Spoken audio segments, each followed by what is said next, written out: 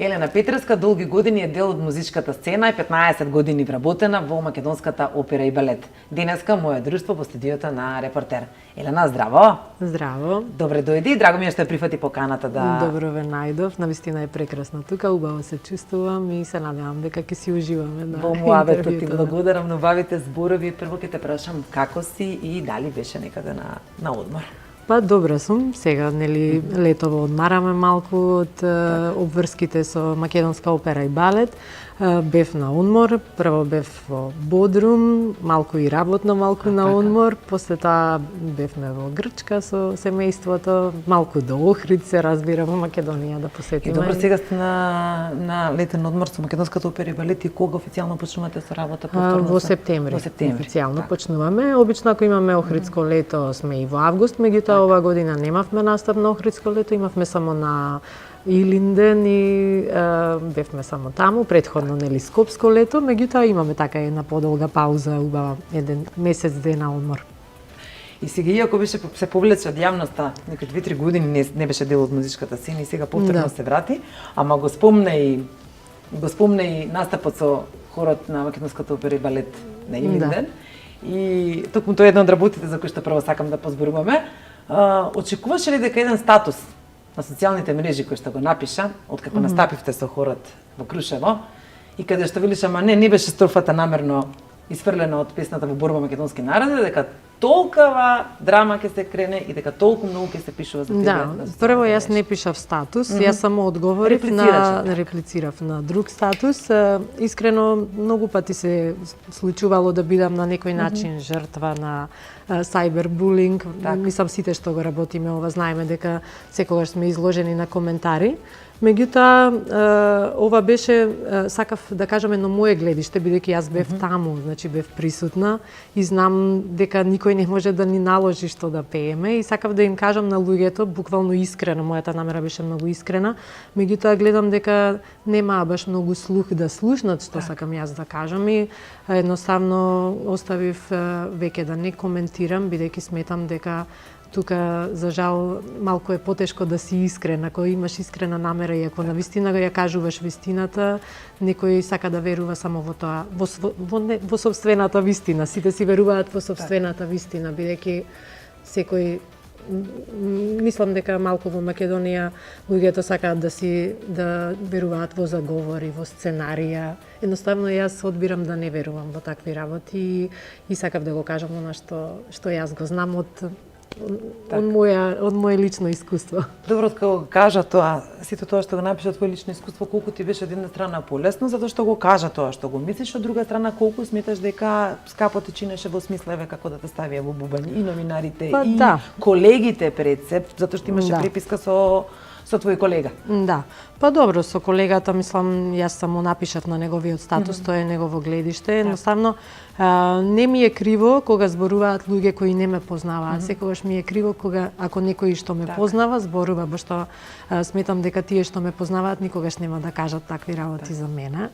Те повредија коментарите негативни кои што се... Не ме повредија многу, едноставно само видов горчина кај луѓето и си реков, Елена, добро, доста е, до тука луѓето, значи живеат во таква токсична средина и со такви токсични мисли, што јас не можам нив да им ги променам.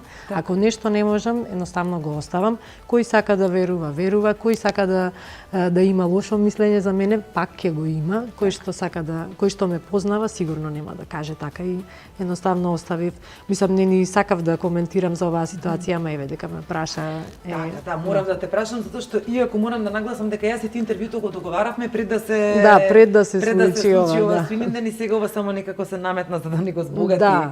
Да, и мислам дека и луѓето очекуваа да напишам статус, но јас едноставно толку многу се објаснував на долу под коментарите и гледав дека никој не го слуша она што сакам да го кажам и викам едноставно немам зашто да се објаснувам. Колку сметаш дека еве на некој начин, затоа што и политички се сврте муабетот, колку сметаш дека политиката ве дели вас музичарите на Па да, недели, меѓутоа јас еве ќе кажам дека никогаш не сум собирала политички поени, никогаш не сум одела на разговор некој дека треба да ми помогне или дека ќе пеам патриотска песна за да им се додворам на луѓето. Едноставно јас верувам во моите верувања и цврсто стојам зад моите ставови и сметам дека ние на политика не може мене да ме несе во тој бубањ ако јас сум против тоа. Значи јас сум имала периоди кај што ми биле симпатични едните и другите, меѓутоа јас стојам од страна и јас огледувам ситуацијата реално и не дозволувам да ме обземе, нели, тој, да речеме, или со лажниот патриотизам на едните или на другите да се наклонам, едноставно. Тоа е мојот став. И уште едно имаше само околу ова, ќе те прашам, околу онаа фамозна дневница од 700 да, денари. но тоа е дневница. Луѓето не разбираат, тоа не е хонорар. Дневница е по закон каде што секој може да влезе и да види, нели, законски колку е дневницата, ако е за, нели, за празници, пошто беше на 1 август е толку. Ако е за празник е повисока, тоа е дневница. Јас само сакав да кажам да им ја извадам онаа имагинација дека ние сме подкупени за пари, затоа го спомнав. Значи мене не ми беше проблем, ние пееме и без пари на еден куп политички, мислам политички во смисла се што се случува во државава, ние сме нормално под државна капа и ние сме единствената македонска опера и балет во Македонија и ние настапуваме секаде и секогаш си ја извршуваме обврската честно.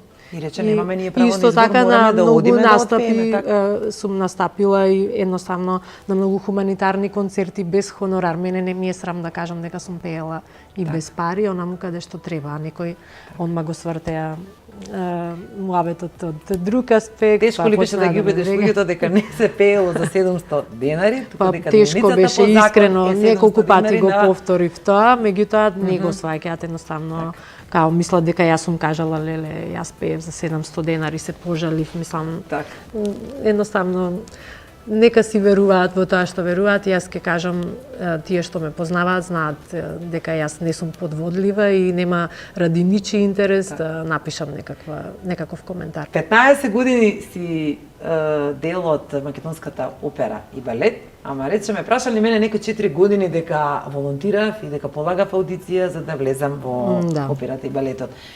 Сега веќе ќе те прашам колку е тешко еден музичар со завршена музичка академија да се вработи во институција како што е. Искрено не би требало да е тешко ако си го имаш талентот, нели сите поминуваме аудиција и на таа аудиција сме оценети, меѓутоа во Македонија мислам дека и секаде во светот преовладуваат и оние врскички, дека мораш да фатиш врски. Јас на пример кога отидов во опера, мојата виза беше дека јас нели сум талентирана, пеам и дека ќе си влезам нели нормално како што треба.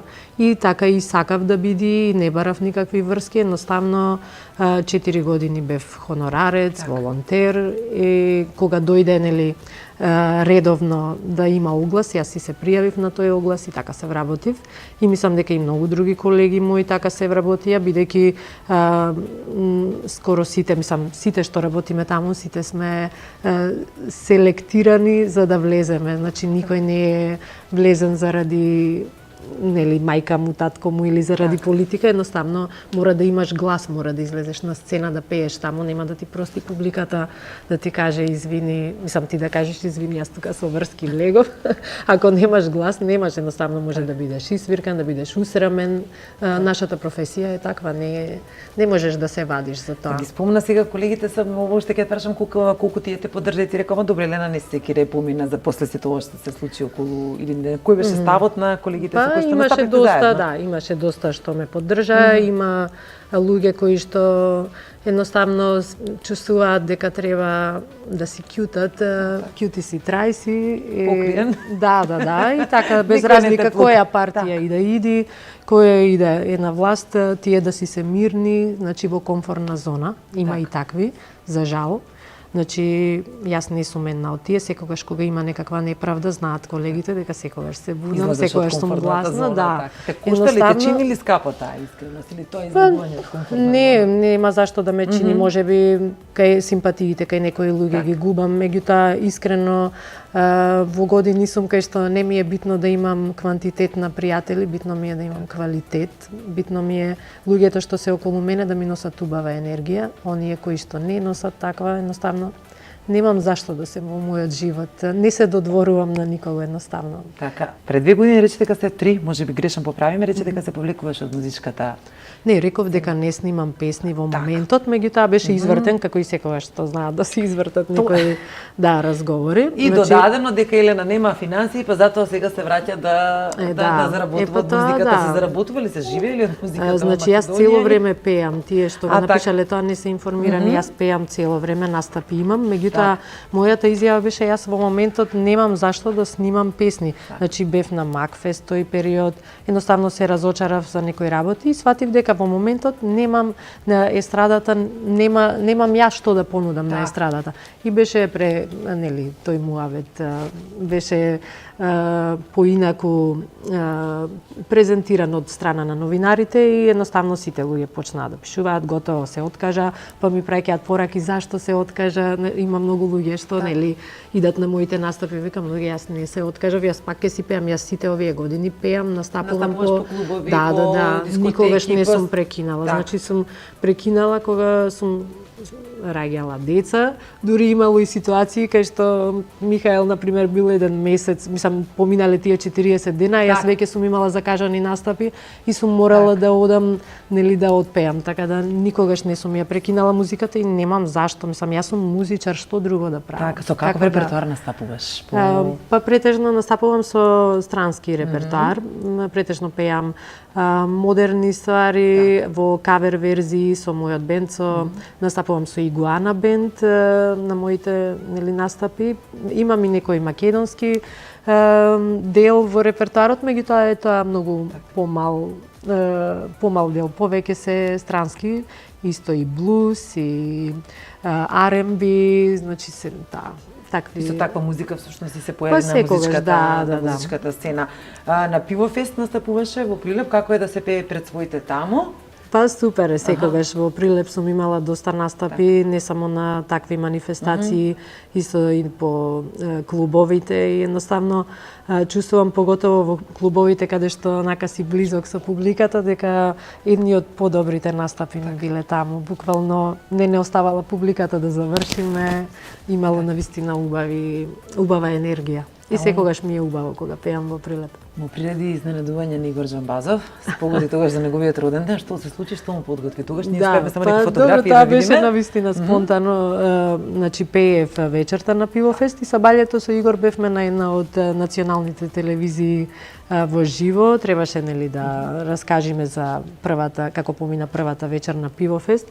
И баш Ване Марковски ми кажува, вика, на Игор му е роден ден, да го изненадиме. И јас одма со трчање отидов до сладкара, купив мала тортичка, купивме свеќа, со Ване се организиравме, Игор застана пред камерите, а цело време ме гледа, јас стојам на страна, као, демек, зашто не дојдеш? Па, криете Јас се кријам тука, векам, многу ми е топло, морам подсенка. И прво почна, Игор со Ване, и после излегов и јас да му отпееме Happy Birthday. Па, мислам, онака искрена една честитка. Да, Игор е секогаш, мислам, прекрасен и заслужува така. Во разговоров си цело време насмејана и уште пред кога се договаравме за интервјуто, кога не би ми кажала, никогаш и не би помислила дека имаш проблем со анксиозноста. Јас повторно ќе кажам дека тоа е веројатно секој втор се соочува со овој проблем. Кога успеа ли да ја надминеш, кога ги откри првите знаци? Добро, тоа беше многу одамна. Тогаш беше и табу тема, не знаев дека тоа е анксиозност. Едноставно, прв пат ми се случи кога почнав на факултет да студирам тука во Скопје, па имав една ситуација која имав кажано и тоа малку се изврти и таа приказна во јавноста, сакав да доловаме на животна приказна, како ми се случи да прекинам на факултет, се вратив во Прилеп, така малку разочарување, но финансиско беше во тој период и мислам дека тогаш се случи онај тригер да станам анксиозна. И не ни знаев што е тоа, онака бев исплашена, викам дали ова се гледа, дали луѓето гледаат од страна што ми се случува мене во главата. Меѓутоа бев навистина така исплашена, почнав и некои анксиозни напади да добивам. И после тоа помина, нели, целата таа ситуација, полека си легна, слушав некои вежби, читав вежби за анксиозност, нели, оно дека треба да ја пречекаш и да ја испратиш без да ја даваш отпор, и тоа многу ми помогна. Меѓутоа, после ковидот, бидејќи лежав на болница 2 недели од ковид, тогаш мислам дека беше тој вториот тригер кај што ми се врати анксиозноста и така малку повеќе се борев. Ствари не знам дали беше толку и анксиозност колку што беше и оние последици од ковид, тие вртоглавици, не знам, такви работи, и тие ми створија несигурност во себе и мислам дека тука ми ја врати анксиозноста. Меѓутоа сега така работам доста на себе и мислам дека сум се подобра и подобра. Добро, како успеваш еве да речеме кога ќе бидеш со деца, со двете деца, а ти се случи еден таква ситуација или некаков паничен напад, колку успеваше да го сокриеш тоа? Искрено не знам дали од толку што сум толку години на сцена и што знам колку пати сум се тресела, сум изгледала, нели, насмејана и дека се е совршено, па така и со децата, поготово па за децата мора да си многу силен. Ми се случувало буквално цело тело да ми се треси, а јас да се правам пред нив дека се е окей и едноставно да ги заштитам. Мислам, нема зашто драми да се прават пред децата. И највеќе и ради нив, мислам и ради себе, и ради нив сакам да работам на себе и да им пренесувам убава енергија. Пошто децата, знаеме сите дека се сунгери кои што ја примаат онаа наша енергија, викаат родителите, децата се на една енергетска мрежа помеѓу двата родители. Ако таа е мирна, тогаш детето е мирно, ако е расклатена и детето е нервозно и го чувствува тој немир. Така јас се трудам цело време. Го спомна тоа разочарување заради кое што си се вратила во Прилеп, што ти се случуваше тогаш? Од што се разочара? Зошто реши да се откажеш од? Не се откажав, едноставно имавме ситуација, татко ми не беше во Македонија и имавме ситуација кај што во моментот финансиски јас не можев да седам тука да посетувам факултет, нели, да плаќам кири и сметки. И нормално бев приморана да се вратам во Прилеп, меѓутоа јас го имам оној оптимизам секогаш во мене лавовскиот и седев така неколку месеци, почнав да тонам во депресија, ме фатија тие анксиозности и после си викам, Елена, ова не може вака, мора нешто, нели сите сами сме одговорни за себе и едноставно буквално баш се сеќавам тогаш тетин ми Слободан, Данко, ми позајми 280 денари, толку беше картата од Прилеп за Скопје во тоа време. И со тие 280 денари јас се качив, дојдов во Скопје, во станот кај што претходно живеев кај цимерките и почнав со свирки, значи пошто претходно јас мислев за себе дека ќе бидам само класичен пејач оперски и тоа е, нели тоа, меѓутоа ете, сватив дека морам да пеам и на настапи и едноставно така почна моето кревање, да, си почнав да си заработувам, па после тоа и фала му на Господ се средија и работите дома, можеби едноставно тоа било само една лекција, нели, во животот, може ако одело секако подмачкано ќе било сосема поинаку. Може немало да ги осознавам некои други работи кои што треба. Тоа сакав сега да те прашам, уствари колку е си живеела во Прилеп, па си дошла во Скопје за да студираш, колку е разочарувањето и кога всушност прв пат почувствува дали можеш или не можеш да се снајдеш во новата средина и дали навистина припаѓам тука или треба да се вратам? Не, од секогаш знаев дека ќе живеам тука, дури од мала, бидејќи имаме многу роднини тука, на татко ми роднините, скоро сите се во Скопје и јас секое лето го поминував во Скопје и буквално од мала викав ајде кога ќе пораснам веќе да одам да живеам во Скопје, пошто многу ми беше убаво, иако Прилеп многу си го сакам, а тој период кога дојдов на факултет, бидејќи друштвото ми беше во Прилеп, знаев секој петок да си одам во Прилеп, ми беше интересно. Меѓутоа за снаоѓање не беше лесно, не викам дека беше, имав многу ситуации, многу предизвици, меѓутоа јас сум таква и да паднам, пак наоѓам начин, некоја светла точка и И така, се снаоѓам, научив да се. Одиш често во Прилеп? Па одам кога ми дозволува времето, одам, бидејќи мајка ми и татко ми се таму и нормално. Добро, пошто го памтиш Прилеп, детството во Прилеп, каде си излегувала? Еве какви спомени ти буди Прилеп кога ќе го спомнеш? Па искрено многу искачавме, поготово зашто живеам во центар и ми беше многу блиску, буквално од многу мала сум во чаршијата таму каде што сите излегувавме. И дури во 7-8 одделение знаевме да седниме онака на кафе, не на кафе, на џус, па ќе ни речат ајде бегајте, вие мали сте. Не сте за во кафич. Напред. Да. Центарски деца. Да, така знаевме да седниме и ќе ни кажат ајде излегувајте дечиња, не сте за овде. Мислам супер Прилеп ми е едно прекрасно искуство.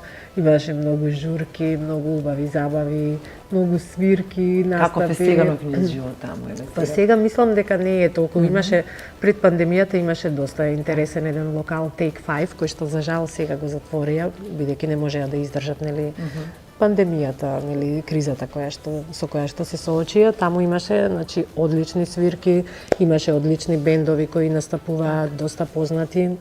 И мислам дека во Прилеп она алтернативна сцена секогаш знае да преовладува и секогаш сум излегувала на такви алтернативни места кај што имало добри свирки, добри журки.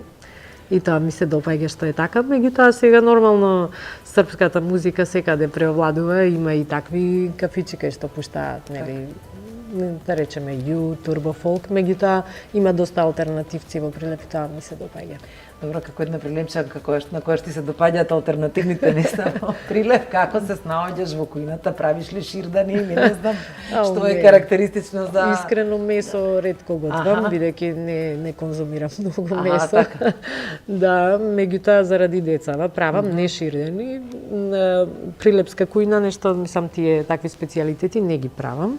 Но ставно повеќе сакам италијанска кујна, децава јадат таа, и знам да им метнам бидејќи Михаел од мал, од како е роден вегетаријанец, не сака да јади месо, па морам некогаш да направам чорба кај што ќе му испасирам месо за да му подметнам. Ништо ширдените, ја реков ќе кажеш некој рецептот.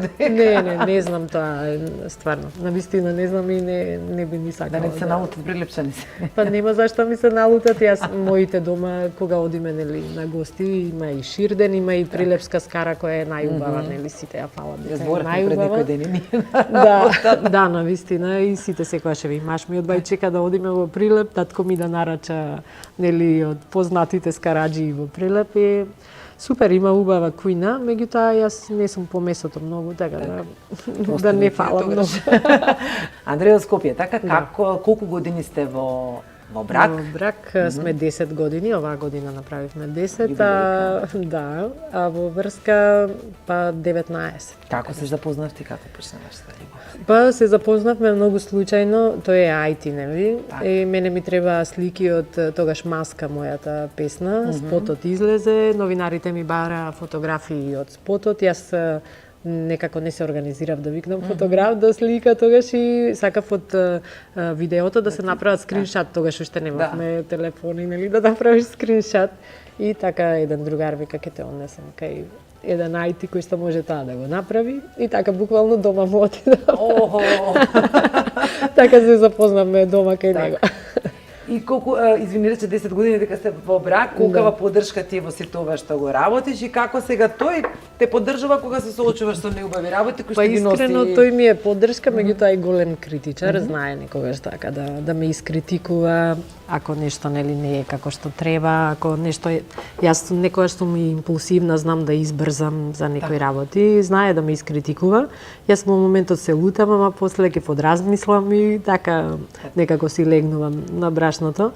И мислам имаме супер однос, едноставно знаеш во бракот растиш и едниот и другиот и со критики и со убави работи, знаеме да се поддржуваме, но знаеме и да се критикуваме. Пред некој ден баш слушнав една изрека, вика добар пријател ти е оној кој што знае се да ти плесне во фаца и при тоа пак да те сака. Значи многу е битно да сме искрени.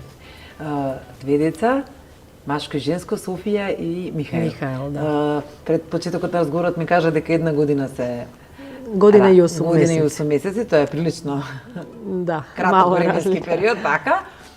како е да се подигаат две деца кои што се ете тука со возраста, каква мајка си, дали им попушташ колку ги разгалуваш? Па, според маш ми, многу попуштам јас. Така. Искрено се трудам као да сум строга и да викам некогаш, меѓутоа не ме слушаат многу, бидејќи се многу често со мене. Јас сум мајка која што не работи од 7 до 3 или од 8 до 4. Едноставно сме на работа со многу поинакво работно време, така да имам многу време да посветам на децата. Многу често сум со нив и едноставно мислам дека сите финти ми ги имаат научено и затоа немам више ништо ни. Да. Активна си на Инстаграм. Можам да забележам и веќе дека се повеќе и начин на живење стана јавните личности покрај професијата со која што се занимаваат, да рекламираат, да се занимаваат со инфлуенсерство. Гледам дека и ти... Па добро, тоа го правевме и кога немаше Инстаграм, соработувавме со фирми, со разни, нели, компании. Меѓутоа, ете, Инстаграмот на некој начин па ни дава поголема шанса, едноставно на некој од риловите што ги правиме да има еден рил гледаност исто колку што има и една телевизија, така да и колку си е ангажирана на тој начин и колку па тоа те исполнува? Да, ме исполнува, интересно ми е бидејќи јас студирав и графички дизајн, сакам и да сликам таа фотографија, интересно ми е, мислам се трудам нели да ги направам онака како што треба тие објави, меѓутоа не сакам да ми е преокупација и на сите им кажувам јас не сум инфлуенсер, јас сум јавна личност и одбирам да рекламирам само она што јас го конзумирам, она што јас го користам. Не сакам само да земам пари и да ги лажам луѓето. Околу естетските корекции сакам да позборуваме. Знам дека ги имаш коригирано носот и затоа јавно зборуваше дека имаш направена операција во поената болница. Не беше задоволна од... Да, и после тоа го направив уште еднаш во Хрватска, бидејќи не бев задоволна. И плюс не само незадоволна естетски, туку и функционално. Не можев да дишам, долго време бев на капки за нос, како некоја девијација. И после тоа отидов во Хрватска кај доктор Глумичич, го направив таму. Па сметам дека мислам задоволна сум, не ми е ни премал, не ми е ни преголем, да биде онака поприродно. И едноставно не знам зашто луѓето еве барем имам тука можност да кажам, мислат дека се боцкам цело време, дека ставам филери, ботокси, не го правам тоа, не знам зашто цело време. Имам филер на устата пред 3 години, да речеме, и аквамид пред 15 години. И тоа е тоа, да, на устата може би се познава нормално, меѓутоа други корекции ништо немам правено, не знам зашто си замислуваат дека ете правам некои лифтинзи или не знам што. Може би фотографиите лажат да, што се објавува. Може да, бидејќи нели на кога ќе ме видат во живо, да. И викат па не се боцкаш ти, да. Она што го гледаме на... Има многу филтри, може би малку се залажавме сите со тие филтри да се сликаме. Ке треба да почнам да се сликам без филтри. Фотографии како на времето. Да не ми пишуваат зашто си се боцкала. Освен со настапите со хорот на македонската опера и балет, дали и твоите настапи, нели, кои што викаш дека редовно со години си настапуваш по клубови, по дискотеки, има ли шанси некоја нова песна, спот? Да, има шанси. Сега моментално очекувам да ми ја пуштат, песната се прави и ми е драго за човекот што ми ја прави, бидејќи ми е навистина драг и едноставно. Ќе го откриеш или да видиме кој нема да откривам, кога ќе биде ќе ви кажам. Мислам секако ќе видите. И ќе снимам и видео секако за таа песна. Снимив и неколку кавери кои што летово не фати па некако одмори, ќе ги снимам и видеата и за нив. И така, мислам, сметам дека сега треба да извадам песната затоа што ми е понудена убава песна. Заради тоа. Да, бидејќи секогаш имав проблем да си кажам не, знаеш, и прифаќаш и она што не ти се допаѓа и едноставно мислам и тоа ми беше проблем, меѓутоа сега баш така се одлучив кога ќе има навистина нешто добро, кога ќе има добра песна, тогаш да извадам, а не по секоја цена. Елена, ти благодарам на убавиот разговор и ти благодарам што беше гостинка во студиото на Репортер. Ти благодарам и јас и тебе, навистина ми беше драго. Поздрав до сите ваши гледачи и се гледаме следна прилика.